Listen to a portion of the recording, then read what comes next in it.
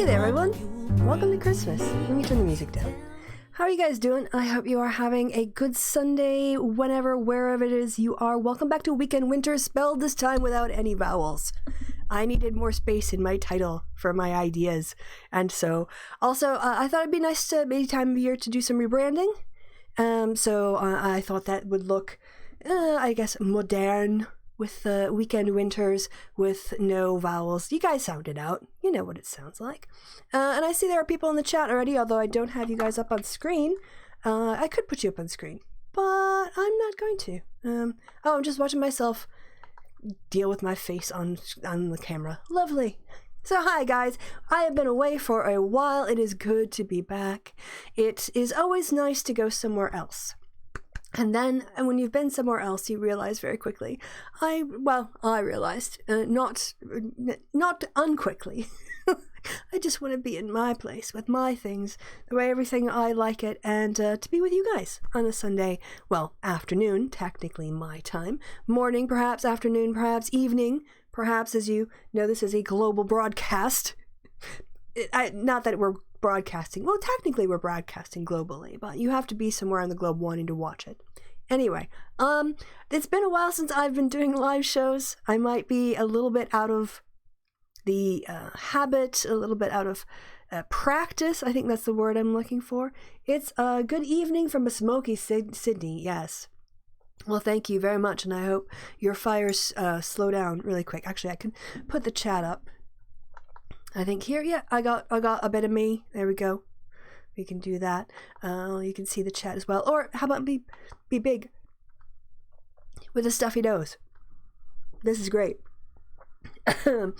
Right, yes. I have to say the thing about climate change that surprised me the most is all the things that people talked about, the rising tides and the sort of the uncovering of the land. The thing that really has stood out to me most is I didn't expect this many fires. Like, I didn't understand quite the relationship between the temperature changing, the dryness, and all of these damn fires everywhere. And that, I think, is going to, it's pretty scary. I don't know how people can look at that and think, I remember fires when I grew up. I don't remember fires when I was growing up. I mean, occasionally you get them, but this is basically, it's like the parts of the country or parts of the world that are just half the year on fire. That's not normal. So in the last 3 weeks, as you guys might have guessed or heard, I have been, sorry, because I've got a stuffy, a sinus infection, it makes my eyes water and then my eyes tear and then I end up like touching my face. So apologies for that now. I was doing field research in the UK for, I left on the 28th of November and I got back very late. Well, the morning of the 19th, technically. It was like 12:30 in the morning before I crossed my own threshold. But I'm now back in Germany. I am back in Cologne and I am going to stay put. I don't want to go anywhere. I don't want to travel anywhere. But it was good doing field research. It was a very exciting time to be in the field, I think historic in terms of British history, and so I'm hopeful that even if, sadly our qualitative data is not like survey data. It takes a while. We need to transcribe it and have to anonymize it, and then we have to put it in a format that's legible and thematize it by question, and it takes a lot of work to prepare our data. So it takes longer for it to come out. But when it does come out, then it's very high quality and it's very easy to use. It's not just a series of text that you have to find things in just by chance or by reading, hundreds and hundreds of pages. I'm hoping that, people do find it valuable now, but also in the future. I think having direct access to some people who were alive during all of this and gave their thoughts and who had a vote is very important, and it's not something that was mediated through the newspapers or captured maybe a bot on Facebook. These were actual people tracked over time and who lived through Brexit and voted in different ways on it and experienced the campaigns in different ways and have different thoughts on it moving forward. So that's what I was doing in the last month. As a consequence of all of that, I'm still a little bit dazed and confused, as you can see. I'm still trying to work my way back into my routine. Also, being sick didn't help. So, but I'm going to try to do a 1-hour show today. I might be coming back on air a little bit later on to do more broadcasting, but I'm not entirely sure that's going to happen yet. If not, I'm going to probably be online quite a bit over the Christmas holiday, I'd imagine, because I'm not going, I don't know about you guys, so, for those who have happy solstice, that's been happening. I think, is today the solstice, or in the last 24 hours? There's also Hanukkah this time of year, and you get the traditional kind of like Western Christmas things that happen. There's also, in the States, I know Kwanzaa, we've got New Year's coming up, but I personally, I grew up within a Christian household, Catholic actually, and so Christmas we did our presents on Christmas Eve, and then we went and visited the family on Christmas Day, and then we did like extended family meals and extended family gift giving, that kind of thing. So we had kind of 2 Christmases. And it was a big part of growing up, because as a kid, I love the presents. I mean, the whole thing about the nativity, what I liked as a kid about the nativity was actually just like getting out the pieces and setting it up like a little dollhouse. I thought that was kind of fun, sell that up. And these days I do have sort of a secular replacement of that. I have all of the characters from Rudolph's the Red-Nosed Reindeer, the weird animated one with the Bumble and Yukon Cornelius and the Snowman and Clarice and Rudolph, and I have like fluffy things, and I will like set them out like a little fake Christmas secular nativity. Don't judge me. It's part of my childhood. I really enjoyed those cartoons growing up. And sorry, I lost track of my thoughts there. So Christmas was big. But now, and I will finish this up, and then we'll get going on to the editorial. I don't want to have too much natter in the beginning of the show, but you want to give time for people to show up. And good morning, Flint, to you, and DN fan as well. I see you guys in the chat. Mithril's there. So some of my regulars, hello guys, thanks for returning after being away. Christmas on your own, people think is really sad, and I don't know why there's this sort of perception if you're spending Christmas by yourself, you're somehow miserable. I know it's a trope in the films, right? And so blah, blah, blah, blah, blah, someone is spending Christmas on their own. And maybe for some people too, like their kids have moved away and they don't get to spend as much time with them, or they had something else. I get that. If Christmas and being with family means a lot to you and you're not with them, then Christmas on your own might sound really horrible. For me, as an atheist, one, it's not a religious holiday observed, although it's, I can hear the church bells, so that's fine. Then the other thing is, I actually really like the time off and the quiet and the no expectations of Christmas on your own. That it's not like you have to wake up early because everybody in the house is waking up early. If you're doing a big everyone's coming home and we're gonna sleep on the couch and someone's gonna sleep in the spare room, and there's no sleeping on strange beds, there's no dogs coming in or cats coming in or kids waking up at 4:30 in the morning to open up presents. None of that's going on. The city is really quiet. Doesn't matter where I've spent Christmas on my own, whether in England or in Germany. The city gets super, super quiet, and you can binge whatever you want. And as long as you've done your grocery planning, the cupboards are just brimming full of all kinds of seasonal things. And I don't have to deal with traffic. I don't have to deal with trains. I don't have to haul presents back and forth. I just stay in my gym jams all day long if I want to. And yeah, so I actually enjoy the Christmas on my own. I've had people offer, you can come with me to my family. Like, no, just no. Like, I'm not traveling. I mean, thank you. I mean, I appreciate it all that time when people offer me to open up their homes and their hearts to be with members of their family. But it's like, I don't know your family, and I'm just going to have to sit there and be polite to a bunch of people I don't know for 2 days straight. Like, that is stressful for me. I would rather have no makeup on and wear my pajamas around the house, than to get up and put on my face and then have to be polite and then eat Brussels sprouts, which I don't normally eat. So I thought we would do today a pretty easy show. I'm actually in the way of what we're going to be looking at here. So I will maybe bring this down to a smaller version of myself. Is that, this is the one I'm looking for. look at that. Transition. So what do you guys got to say in the chat? Good morning, good morning, good morning. I am good, thanks. Glad to hear it. Flint. Vertical and with a pulse. Nice. Being alone sounds great to me too.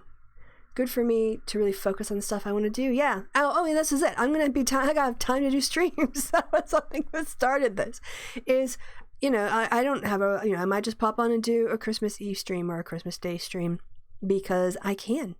And it'll be a good time to get it too, because I know people will be desperate for after they have their meals with their family looking for stuff on YouTube. Like, oh my God, what can I please watch? And everyone's gone home for the holiday. So Christmas with another family, no matter how nice, is like a job interview. Yeah, it's just stressful. You can't relax, and it's not saying that they could be as nice as they wanted to be and whatever else. They make myself feel at home. You're still on company behavior, and it's not your bed. It's not your things. The food isn't necessarily the way you like it. You can't just go digging around in the fridge. All that kind of thing. Just meh. Here in Germany, we've got off the 24th to 25th and the 26th. So I get 3 days of paid holiday. And then, so I will have gone to the shops. I'll start stocking up well before the night of the 24th, because that's when that everything is cleared out. But I'll get in things for to make a cheese toasty sandwich and, beans on toast as just, quick and easy things. And then some other fancy holiday stuff. When I go to the UK, I love to get Wensleydale and cranberry or Wensleydale and blueberry. Oh, such good cheese. Those are the kinds of things that I like for Christmas. But what I thought we would do in the show today, so as you guys know, Trump has been impeached. I'm very happy about that, as you guys might remember from hearing on the happy hour, but in case you hadn't, I'm small in the corner. I also see Kitty is blocking Trump's face. There's no problem with Kitty, in my opinion, blocking Trump's face. I think that would look actually better, but that's not a long-term solution. So I'm going to put Kitty in the corner over by the fire. Kitty's going to get warm by the fire. So we'll do this way. Boom, there's Kitty. Kitty, as Kevin saw when he saw my green room. Sorry, I'm gonna cough here. I'm gonna mute myself before I do. I told you I've got a cold.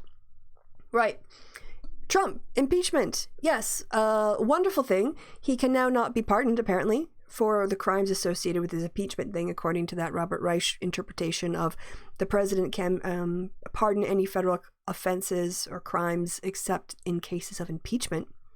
Ha ha.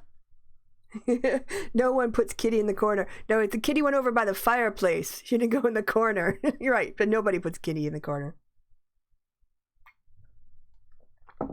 He will now forever be stained with impeachment.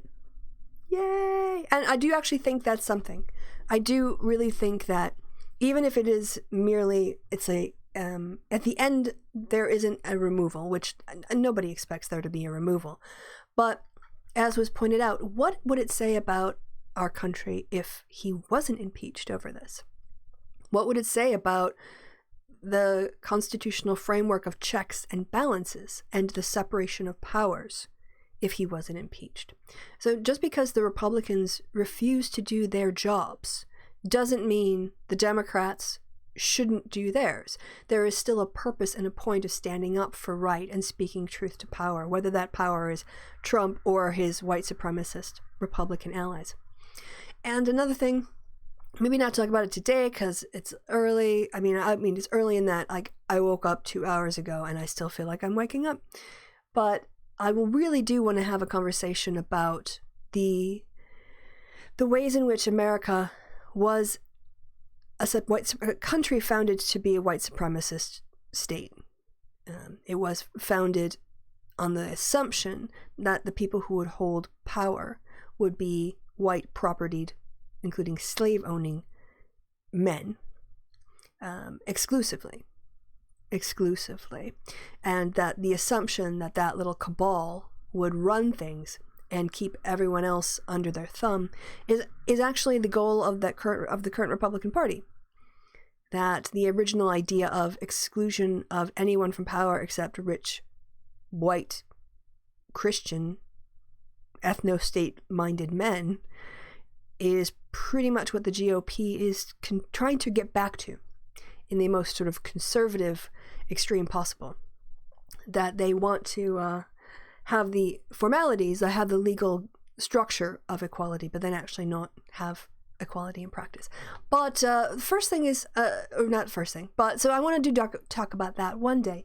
But today I thought we'd do it a little bit easier. I wasn't quite, not mentally acute enough to take on a PragerU video this morning. And also I wanted to look at the framing of this article because it's gotten a lot of play. So I'm just going to look back at the chat. Sorry, before we start. I used to work at a cheese shop. Yanks always wanted Wensleydale because of Wallace and Gromit. Yes, cheese, Gromit. I love Wallace and Gromit. And actually, Shaun the Sheep is really popular in Germany. Maybe in the break, I don't know. I actually have a Shaun the Sheep little doll that I bought from a shop here. Shaun das Schaf is what he's called in Germany. Wallace and Gromit, big part of my childhood, yes. So excited for Christmas, Acasiopeia says. It's my last one pretending to be a man. I'm making full-time social transition, and soon as it's over, my extended family have a year or two to get over it. Good luck to you and enjoying it. Like, yes, fuck pretending. Sorry, that's so much for that monetization for this entire episode. It's gone now. It's gone. Yes, don't pretend anymore. Embrace yourself. And so for you, the new year will be a new year, new you, in terms of being public. And I hope that you feel comfortable and you feel safe. And I hope that everyone around you accepts you and loves you because you are accepted and loved here. Merrily drunken, messily drunk. That sounds good. There's a great phrase in Britain, to get a bit merry. And I guess we'd say tipsy in America, but I just think getting a bit merry sounds a lot more fun. And it's also a nice play on the words with the holidays. So anyway, here from the Weekend Winters family, all of us are holding you in our loving, accepting embrace. With your consent, of course. Okay, so good luck with that for the holidays. And there was this... All right, so Christianity Today is an evangelical magazine. It's funny because, the background of this is, Trump was up for impeachment. The editor of the magazine is retiring. And it's amazing what courage these conservative guys manage to find when they decide to retire, that they absolutely cannot find at all when they're just running things on a day-to-day basis. He's on his way out the door, Mark Galley here, or Golly. He penned an editorial saying that Trump should be removed from office. And it got a lot of play because it was an evangelical magazine, although it's not a hard right magazine. They don't think of themselves as hard right anyway. And it oftentimes, it says that when we don't get involved with politics, we just try to give a view of the social and cultural state of America from our Christian perspective. That's just like saying like they want to do politics, but not overtly. I'm sorry, but if you're doing social and, cultural critique, and it has to do with anything to do with laws, you're doing politics. But they like to pretend, let's say, that they don't have a political agenda. They don't have an overt political agenda. This was seen as pretty controversial because it was critical of the president. It does not necessarily represent any serious shifts in the evangelical community when it comes to support of the president. There was a very good piece, and I've got it somewhere on my Twitters, that talks about when there's this problem. I know I'm going to get to the article eventually, but I want to set these things up. There's a problem oftentimes when the media talk about women voters and the gender gap and women voters.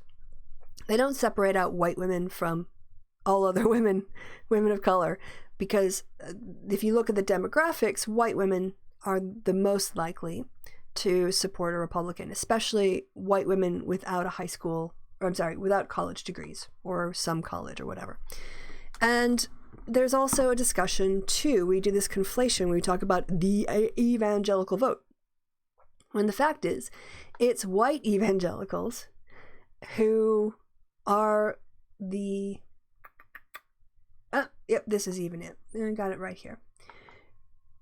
It's white evangelicals who are supporting Trump. There are lots and lots of black evangelicals who don't. But just as with the idea of women, we just use white women to mean, it's almost like white women are the default assumption when we talk about women. We don't make there's very little effort in the media to talk about white women versus women of color. And the same thing with evangelicals. They might say, white evangelicals occasionally, but I want to have a little listen here from this retweet from Keith Boykin, who wrote, long before Christianity Today wrote its editorial, Donald Trump was cheating on his wives, lying about President Obama, defrauding students at his university, and stealing from his charity, yet most white evangelicals chose to support him anyway. #facts. So I haven't listened to this. Let's go ahead. Oh, this is actually the guy who said it. Well, good for you. Am I following him yet? I'm going to follow this guy because he has got his head screwed on straight.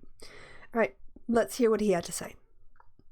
Donald Trump came to office with this record. He was cheating on his wives. He was lying about Barack Obama. He was bragging about grabbing women by their private parts. He was defrauding his university students. He was at the same time he was engaged in stealing from his charity. He's been doing so many things all along before he even became president that gave us all the evidence we need. By the time he took office, he didn't stop doing any of those things. So the only thing I have to say is, why did it take so long before somebody in the evangelical community with this type of promise finally spoke up and said what we all knew all along? We've been told this for 30 years, that this was the party of family values, the party of morality and all these things. And here they are, they're supporting this guy who's equating Nazis and Klansmen with good people. His support among white evangelicals is overwhelming, but it is not the case when it comes to black Christians. Why do you think there's such a huge divide here?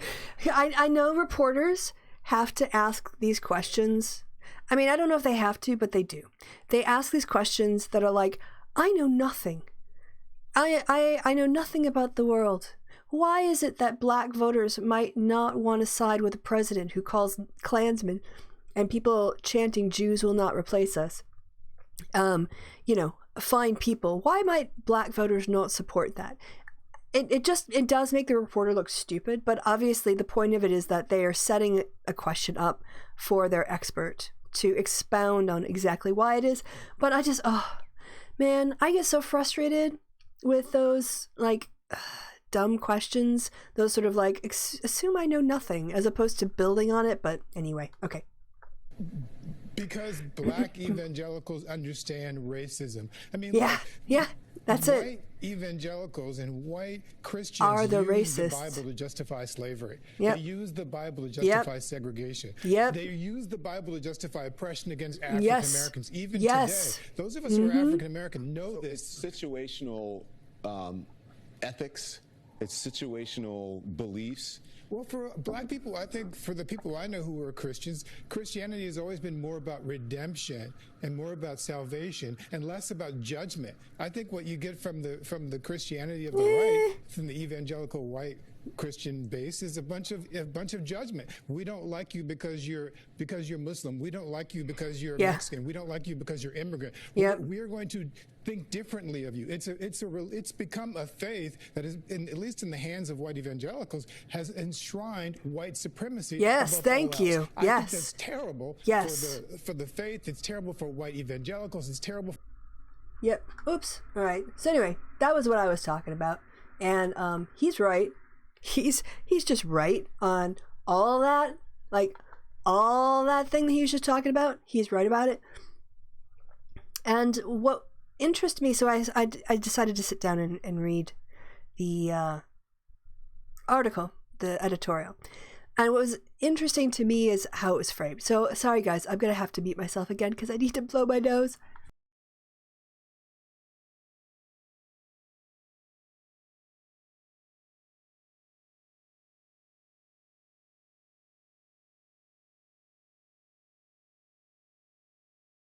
I hate being sick. I mean, I'm actually not even that sick. It's just a head cold, but it's so gross. It's so gross. And I'm sorry that I'm blowing my nose on camera and having to wipe it. I should duck off. I should move my camera over here. Hide that from you guys. Nobody needs that on a Sunday. Right. The thing about this that I noticed was how weirdly the framing of it was. That's not English, Christy. It's framed weirdly for me as someone who views American citizenship through a secular lens. So, to my mind, the way that we have rights is that we have this construct called citizenship. Citizenship entails meeting certain criteria. Once you've met a criterion, like being born on U.S. soil or other criteria for naturalization, you are a citizen. And this construct of citizenship is meant, ideally, to be identical for everyone. It should afford you the same rights, the same responsibilities when it comes to paying taxes, the same allowance, things, ability to vote, ability to move, ability to travel as an American, entitlement to certain legal protections if you come up against the state, all of this kind of thing. And it is an entirely secular and legal construct. Right? The reason it is equal is because it literally just is the same idea applied to everyone. There's no idea of my rights are more important than your rights. Rights can come into conflict, but I think personally, the position that allows the person to retain their freedoms without interfering with the freedoms of another person to live their lives. So I don't think your personal opinions, for instance, your personal religious beliefs, should be any grounds for you denying a service to someone that would be entitled to them based on their citizenship. So if you are, let's say, a Catholic adoption agency and you have a position against adopting to same-sex couples, well, if you take federal money in any way, you now have to treat all American citizens equally. And your opinion on that practice on same-sex marriage, on marriage equality, it can't be a basis for overcoming or interfering with other people's legal constitutional rights. Your opinion is your own, but these practices are for others. Their rights are for others, and that's where the law should side. Right, so with that, I need to stop saying right. It's my replacement for and, because I find I annoy myself listening to it because I've got this really long, drawn-out vowel when I say the word and. This is going to be uncomfortable because of how I've positioned this, so I'm going to need to turn my screen a little bit. All right. Yeah, that works. Now, you guys, with that framing, compare that to what goes on in this editorial and how this author looks at evaluating a president. All right. Is it on a secular basis? No. Yeah. If Trump died in a toilet, that would just be another thing I would not mind at all. That's how he went. All right. So the editor of this magazine, what's his name? Mark Galley. Yep. Mark Galley writes, in our founding documents, Billy Graham, not our U.S. founding documents. No. We're just talking about the Christian community, the evangelical community. Billy Graham explains that Christianity today will help evangelical Christians interpret the news in a manner that reflects their faith. In other words, spin. I'm going to editorialize probably throughout this, so just get used to that. If you want an editorialized one, I guess you can read it on your own.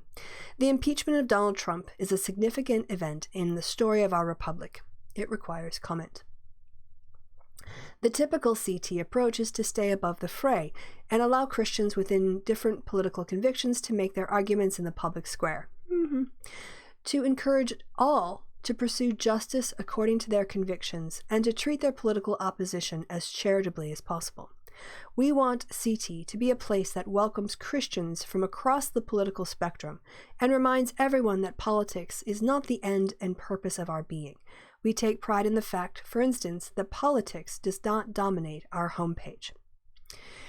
All right, so some virtue signaling there. Yeah, we want to stay above the fray and we're so virtuous and yada, yada, yada. Meanwhile, they frame things in exactly the kind of evangelical, like, oh, yeah, we can disagree on how much to oppose same-sex adoption.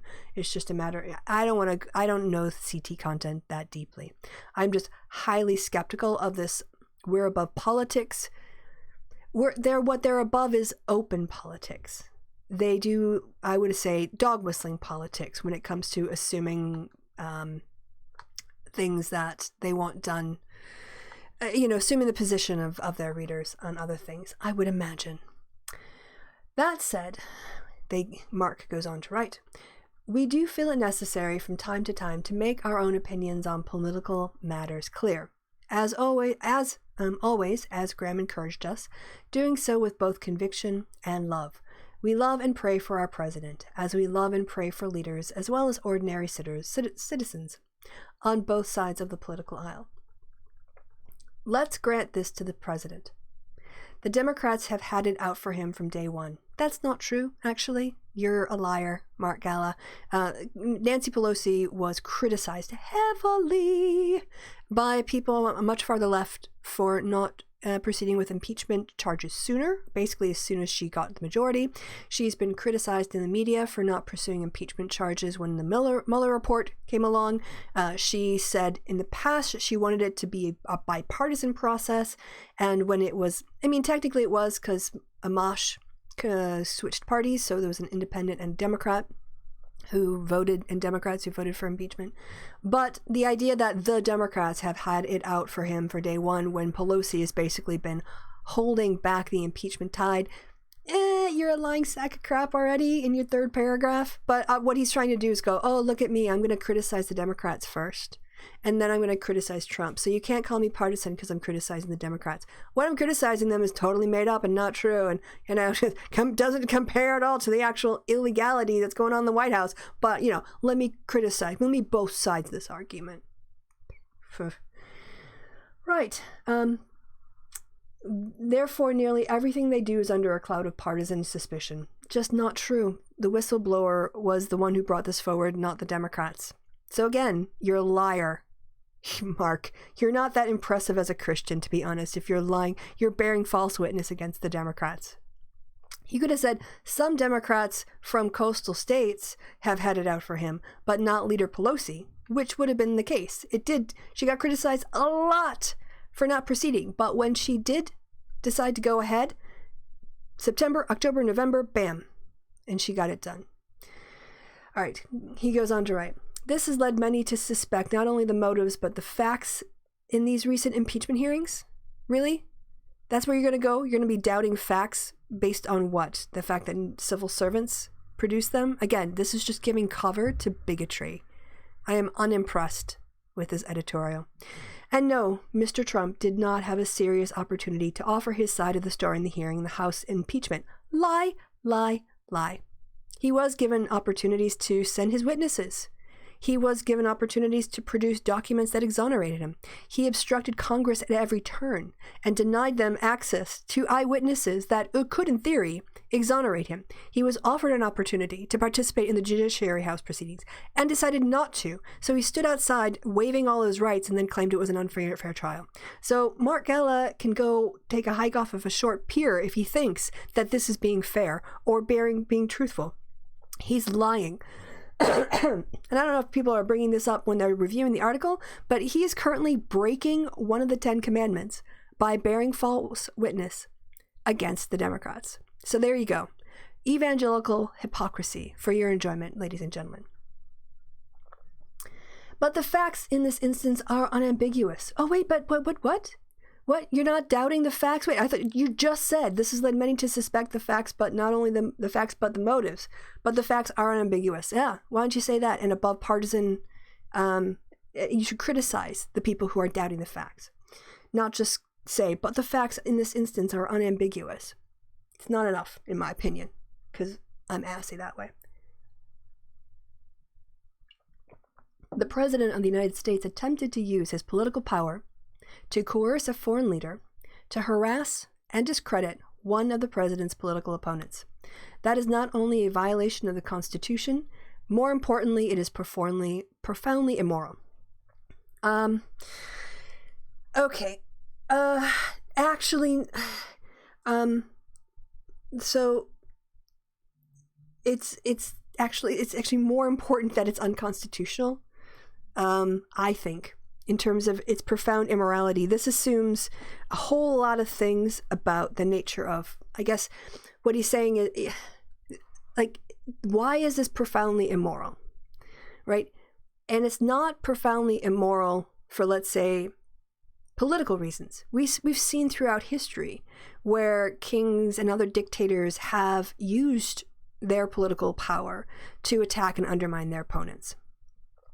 And so it's not about the exercise. So, I mean, you would think, no, it's really profoundly immoral for a person in power to do that to one of their own citizens. But that assumes a lot of things. It assumes a sort of, a check on the presidency. It assumes that citizens have rights. It assumes that, the government should be a neutral place where everyone should be able to compete. If you're in a dictatorship or something else, of course, you're going to see Putin using whatever resources he can get a hold of in order to discredit his opponents. So the thing that I noticed about this editorial, I'm just going to do big picture, is that it doesn't analyze Trump's behaviors from a constitutional standpoint. It analyzes them from a Christian standpoint. And I should have said this at the outset because it would have made all this a lot more clear. Sorry. As I said, I'm coming back to this whole live streaming thing. Easing my way in slowly. And the whole framing of it is wrong because there is no Christian framework in which these unconstitutional obstruction of Congress and abuse of power really have a Christian basis. And trying to frame it as such, it makes it seem really super muddled. It shows to me how evangelicals don't have a clear sense of their own citizenship separate from their religion. Like, they think things that are immoral in the secular world because of the constitutional framework are like religiously immoral because they violate that secular. And it just like, there's no clear like sense of these are the secular frameworks, these are our religious frameworks. They kind of mush them all together. And I'm reminded of answers to, I've seen in survey questions that evangelicals are the most likely to say they're Christians first and Americans second. And if you're a Christian first, that means that the Constitution is merely an instrument for you to try to impose your religious beliefs on other people. And that means you're not really an American. You can't both be a Christian and want to use this power of the secular government to enforce your religious worldview, which is what they want to do. And that's why, even though this is an important editorial, like in terms of its conceptualization, it just makes no sense to me. And I think it's not, it shows to me the muddled mess that exists inside evangelical white Christians' minds if this is their idea of a good argument against Trump. So when you violate the Constitution, when you use your political power, there's nothing in the Bible that prevents any of that. Seriously, where is it profoundly immoral? In terms of, you go through the Bible and look at the way that, the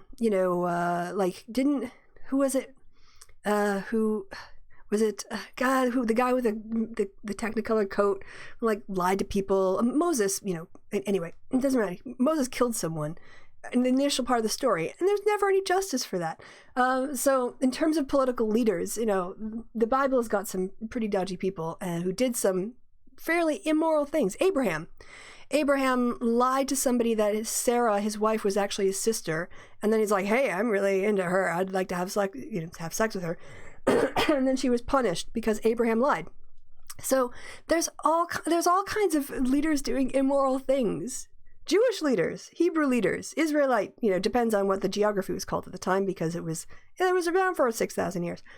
But this idea that, political leaders have a moral standard they're supposed to live up to, not so much in the text, not so much in the Hebrew scriptures. All right, returning to the editorial.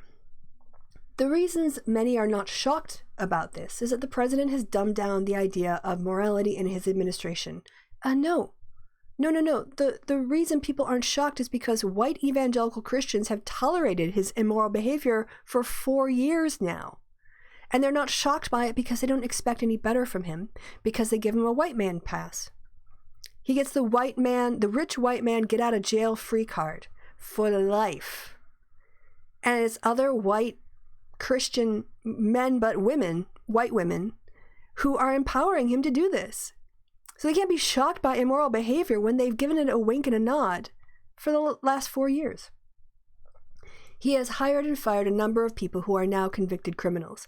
He himself has admitted to immoral actions in business and his relationship with women, about which he remains proud. His Twitter feed alone, with its habitual string of mischaracterizations, lies, and slanders, is a near perfect example of a human being who is morally lost and confused. And all of this was known, and you voted for him anyway. Christians. American white Christians. The author goes on to write, Trump's evangelical supporters have pointed to his Supreme Court nominees, his defense of religious liberty, and his stewardship of the economy, among other things, as achievements that justify their support of the president. We believe the impeachment hearings have made it absolutely clear in a way that the Mueller investigation did not. No, the Mueller investigation made it clear. It's just that Trump spent all his time trashing Mueller without any counter because Mueller couldn't counter back, and therefore you guys bought into his narrative. Going on. That President Trump has abused his authority for personal gain and betrayed his constitutional oath. The impeachment hearings have illuminated the president's moral deficiencies for all to see. They were always there. Evangelical white Christians just didn't care. Sorry, more editorializing.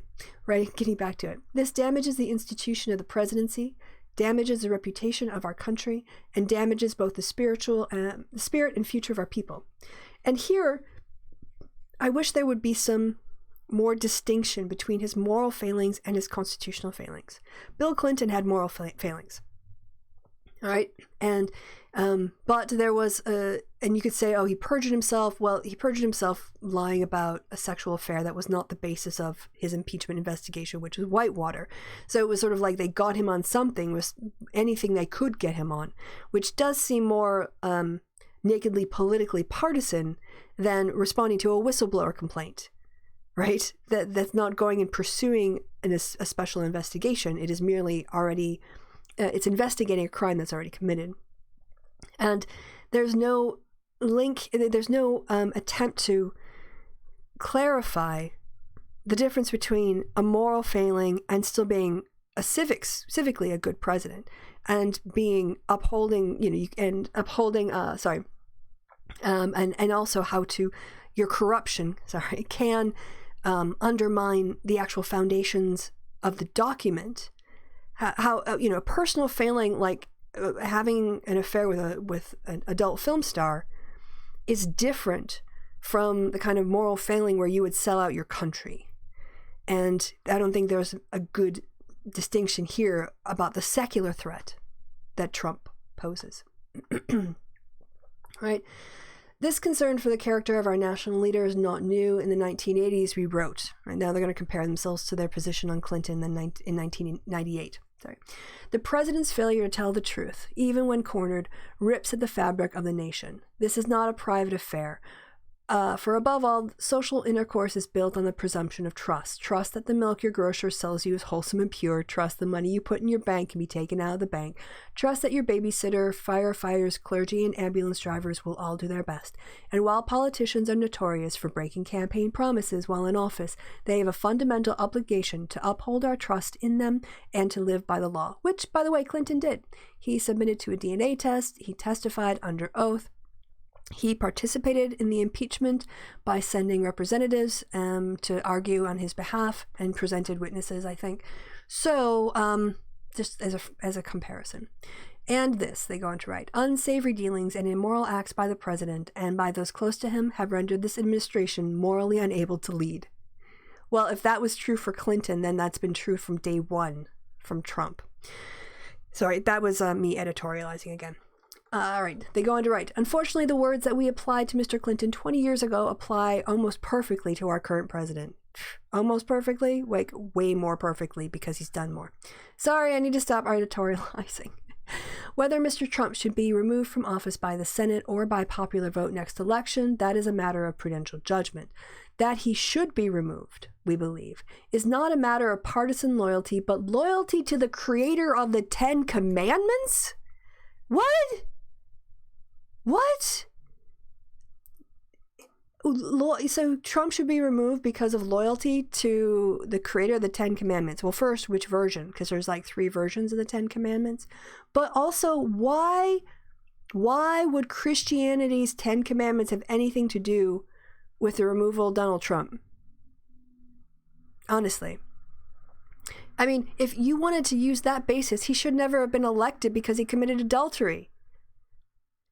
So if he's lied, he's coveted, he's, I don't know if he's, done the whole, in not honoring his parents, but he certainly hasn't kept the Sabbath holy. I bet he uses there's all he should be removed because of loyalty to the creator of the Ten Commandments. No, he should be removed because of the vision given to us by the creators of our constitutional framework. Our founding fathers who had this idea, okay, they were flawed men, absolutely. Should we criticize them and drag them for their views on slavery and women and race? Yes, because their perfect union was set up imperfectly. Their perfect union was only for white men, and we have a better perfect union. We have a non-white supremacist vision of a perfect union for our country. And that enough is sufficient grounds. Those secular grounds are sufficient to justify his removal. I don't get what an appeal to the creator of the Ten Commandments is even doing in here. How do you possibly make a decision on a secular question by going to a religious document that has nothing to say to us about democracy? That has nothing to say to us about the value of people under the law. Yeah, Paul might have said, in Christ there's no Jew, no Greek, no woman, no man, no slave, no free, but that was only in Christ. He was perfectly happy with power structures and hierarchies and the dehumanization of people in this life, in this world. In fact, it was Paul who wrote that whoever you owe tax, pay tax, because whatever governing authorities are there were put there by God for your goodness. And to rebel against those authorities is to rebel against God. I don't see that quoted in this letter. Do you? Where's Paul's complete subservience to secular power? And to only aspire to the kinds of equality that the Enlightenment introduced for basically bourgeois men 1700, years later. Where's that? Oh, wait. That's not how it works. There's absolutely there's just no moral justification for the removal of Trump to be found in any of the Christian scriptures or the Hebrew scriptures. None. Divine right of kings, maybe, but not removal from authority.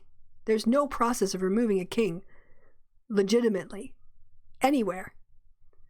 So, to the many evangelicals who continue to support Mr. Trump in spite of his blackened moral record, we might say this: remember who you are and whom you serve. Consider how your justification of Mr. Trump influences your witness to your Lord and Savior.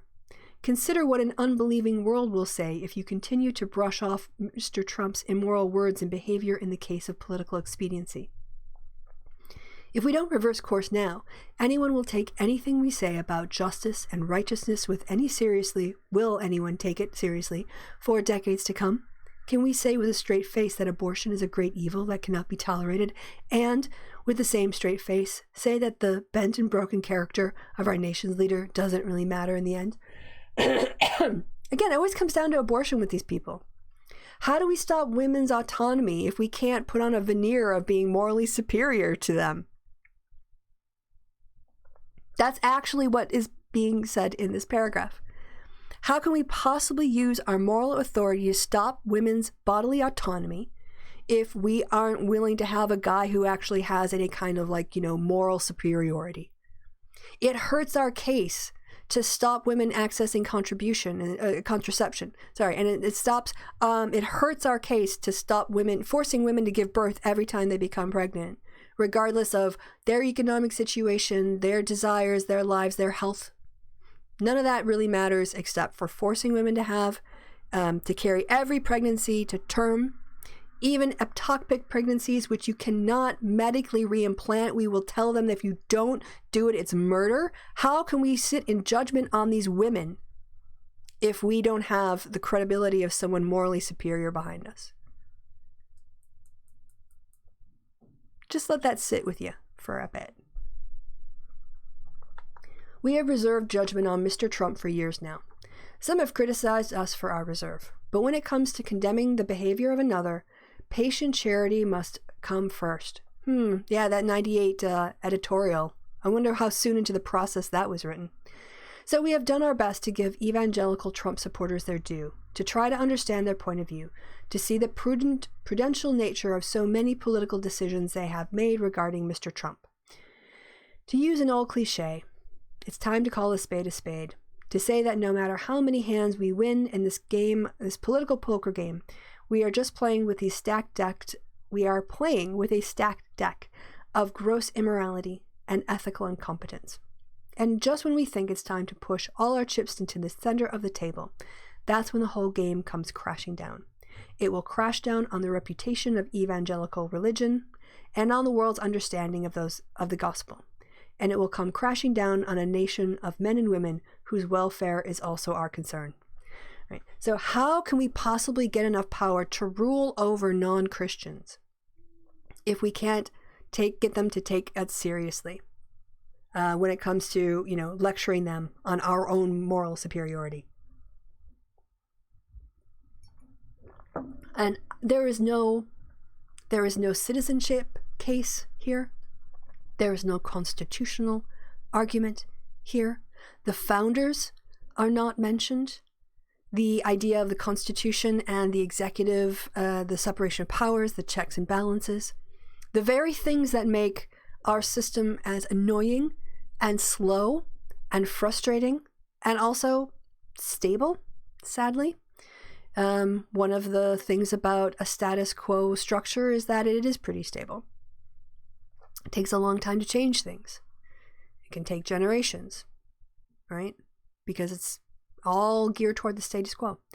But none of that matters in this editorial. And to me, that was fascinating. Absolutely fascinating how completely divorced this little bubble of America is from the idea of even understanding the constitutional framework that we're operating under.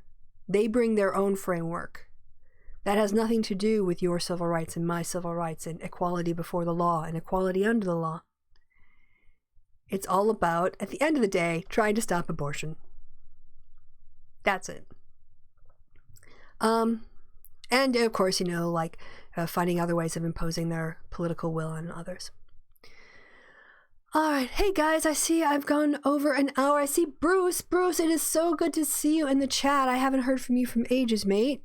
So hope that you're doing well. I'm seeing, did Mithril have to leave? Did somebody have to leave? Because they were, let me just have a look at the chat here. A werewolf.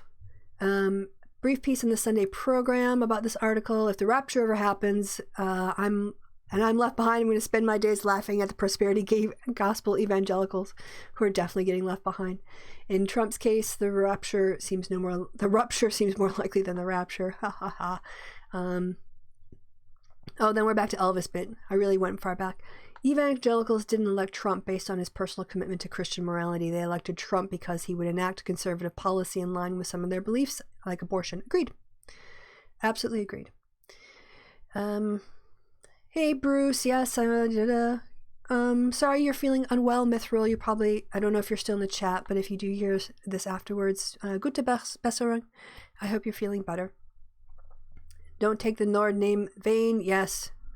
Hi, Bruce. Yes, hello. Mwah. Sending you a little E. Again, it's been a long time, and I have wondered how you are, so I'm glad you stopped by. I should reach out. If I actually spent the time writing to everybody that I think about, I would have much better relationships with people. Because I think about people, like, I wonder how this person's doing, but then instead of getting out my messenger, I was like, I'll message them the next time I do X, and then I forget.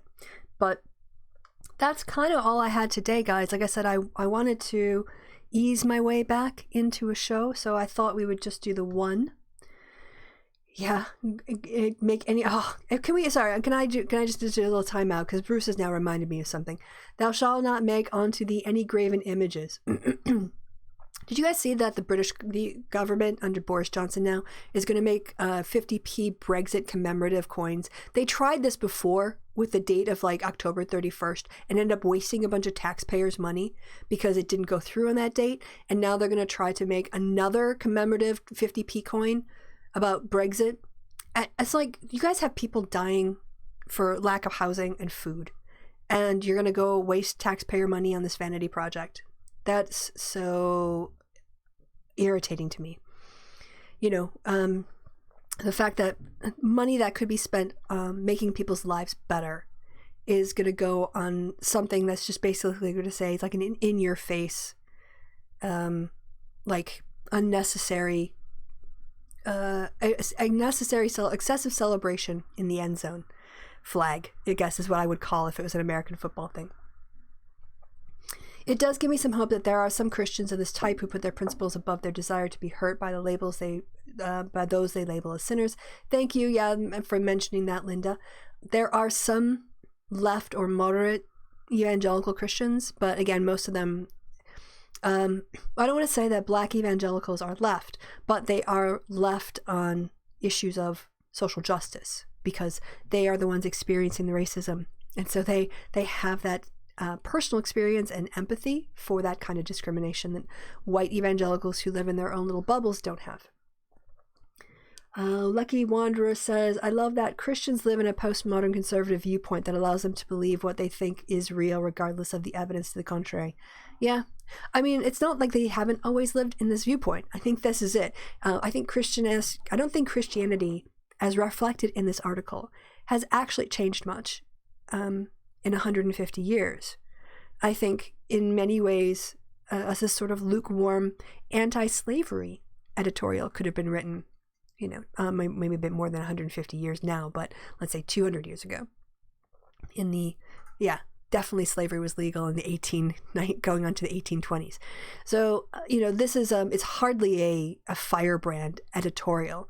And I think that what changed wasn't so much Christian belief. I think that secularism and science started to change the culture around Christianity. And they've been fighting it ever since the Scopes trial. Let's see, what else have we got here? I had not thought about Brexit for 2 hours, and now we go poisoning everything again. Sorry. But that just really annoyed me. I'm hoping the news 50p get turned into sculpture, a monument to hubris. Yeah, collect them all afterwards in like 50 years. I did I'll put a little thing on Brexit, and then I'll shut up about it. I did an interview for Serious Inquiries Only with Thomas Smith about the British election. And one of the predictions I did make was I wouldn't be surprised that if in 30 or 40 years there is an attempt to rejoin because of the generational shifts. So maybe we can just hold out. Let's see. All right. I see the Lucky Wanderer writes, a lot of them ended up leaving. For instance, you as part of the Church of Lapsed Catholics. Yeah. There is a rise in people willing to say that they're spiritual but not religious, people who do have a faith in a supernatural power or some sort of justice, some sort of existence after death, but they're not willing to buy into the entire ideological or theological package of this, religion A versus religion B. They kind of make their own, like, I think if you're a good person, everything will work out for you in the afterlife. Not based on anything other than, I think, their own hopes. So, can't expect firebrand rhetoric from Christians. They specialize in the mediocre and the mundane. Not all Christians in this are nihilists. Where I live in the Netherlands, most Christians are moderates. Yeah, we're talking here about especially American evangelical Christianity is quite resistant to science. And again, I will just point out all of the particularly religious, fervent people did have a way out of Europe. They fled and they took their brands of extremism to America. So you guys got left with a lot of the uncommitted or moderates when it comes to Christianity. And of course, there's a whole lot of reasons why Christians Christianity took such deep hold in the United States, especially as a replacement for the state provisions as the westward expansion, and they just started stealing land. The church became a social center. It became a place to,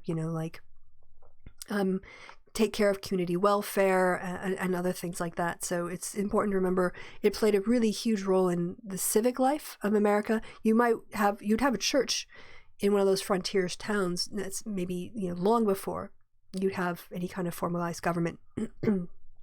All right, guys. So, all right. Before it gets dragged into the British election and everything else, I think I'm going to wrap it up. I might be coming back on air this afternoon. There's 2 people in theory I could be streaming with, and then I think I have to check with my Facebook group. I'm pretty sure we decided to have our patron hangout on the 28th of December rather than today or the 29th, because people were traveling for the holidays. So thank you for this returning to this. I guess I can do a camera thing. There's me. So thank you for coming back to the first return episode of Weekend Winters. And I think next week we can still have a little bit of holiday music before I try out something else music-wise, trying to change it up a little bit more in the new year. And I will probably be streaming some weeknight or weekday Winters episodes during the next week, because I will be able to, if I'm not too lazy. I'll try to not be lazy. I'll try at least 1 or 2 streams, and I know there's going to be, I want to do one of them like a War on Christmas, where we find some silly War on Christmas videos and binge those. But I'm going to get off air now, and you can hear in my voice where I'm getting a bit more sick. I'm going to have some more warm coffee and maybe be back with you guys later. So to Bruce, Cassiopeia, to Mithril, to Flint, to Linda in the chat, Lucky Wanderer, John Doe, who else can I call out here? Sash, you woke up just as we were wrapping it up. Yes, the War on Christmas episode, and get to do more than just watching them after the streams. Yeah, hopefully. Thank you guys, and I'm just going to end this. I think I've definitely tapped out how much my voice can handle. 1 hour when I'm sick. 1 hour. Be well. Talk to you guys soon. Have a great day wherever it is that you are. I have been Christy. People in the chat, you are all awesome. People watching in the future are all awesome. And we will see each other again very soon. All right, now I've got to hit 2 different end stream buttons, so let me just find those on the screen. Are you sure you want to end the stream? Not yet, or end? I think I'll say yes. Okay, guys. Bye-bye.